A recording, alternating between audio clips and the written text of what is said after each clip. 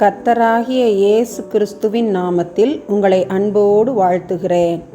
இன்று ஆண்டவர் நமக்கு தரும் அற்புத வார்த்தை ஆதியாகமம் 28:15.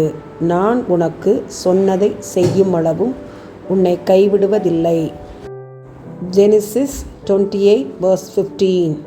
I will not leave you until I have done what I have promised you.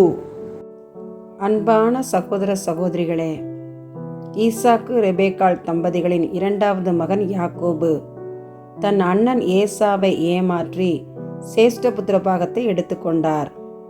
பிறகு தகப்பன் ஈசாக்கை ஏமாற்றி ஏசாவின் ஆசீர்வாதங்களையும் பறித்து கொண்டார்.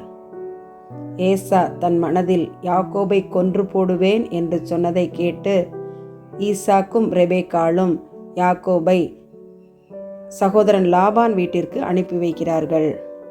வரும் வழியில் படுத்து உறங்குகிறார் யாக்கோபு. ஒரு ஏணி பூமியிலிருந்து வானத்தின் நுனியை எட்டியது. நுனியில் கர்த்தர் நின்று யாக்கோபோடு பேசுகிறார். இந்த ஸ்தலத்தை உனக்கு திரும்ப தருவேன் என்கிறார். நீ திரும்பி வருமளவும் நான் உன்னை கைவிடுவதில்லை என்று வாக்குத்தத்தம் அருளுகிறார். யாக்கோபுக்கு அருளின வாக்குத்தத்தத்தை கர்த்தர் நிறைவேற்றினார். இன்று உங்களுக்கும் எனக்கும் கர்த்தர் கொடுத்த வாக்குத்தத்தம் என்ன? இந்த வருட துவக்கத்தில் கொடுத்த வாக்குத்தத்தம் என்ன? அதை நிறைவேற்றி விட்டாரா? காத்திருந்து ஜெபிக்கிறீர்களா? அது கிடைக்கும் வரைக்கும் போராடி ஜெபியுங்கள். யாக்கோபுக்கு கொடுத்த வாக்குத்தத்தத்தை நிறைவேற்றின தேவன் உங்களுக்கும் எனக்கும் கர்த்தர் கொடுத்த வாக்குத்தத்தத்தை நிச்சயம் நிறைவேற்றுவார். நாம் கர்த்தரை முழுவதும் நம்பலாம். ஆமென். எங்களை கைவிடாதவரே, பரமபிதாவே, தர்மையான ஜெப நேரத்துக்காக ஸ்தோத்திரம். எங்களை தாழ்த்தி உடைய கரத்திலே ஒப்பு கொடுத்து ஜெபிக்கிறோம்.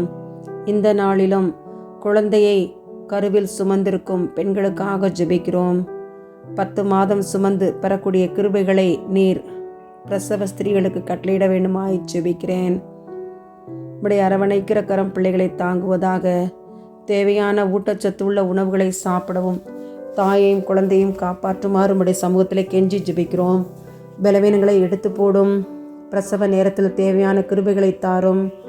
ஒருவேளை மருத்துவமனையில் அனுமதிக்கப்பட்டிருந்தால் தேவையான உதவிகள் தேவையான நபர்களிடமிருந்து கிடைக்கக்கூடிய கிருபைகளை தாரும். ஆண்டவரே, செவிலியரிடமிருந்து டாக்டரிடமிருந்து தேவையான உதவிகளை பெற்று அவர்கள் குழந்தையை பெற்றெடுக்கத்தக்கதான கிருபைகளை தர வேண்டுமாய் ஜெபிக்கிறேன். உடைய சமூகத்திலே பிரசவ ஸ்திரீகளை ஒப்பு கொடுத்து ஜெபிக்கிறேன். பிள்ளைகளை ஆசீர்வதியும். போக்கில் வரத்திலும் காத்து கொள்ளும். கணவன் வீட்டாரிடமிருந்து போதுமான அன்பு கிடைக்க உதவி செய்யும்.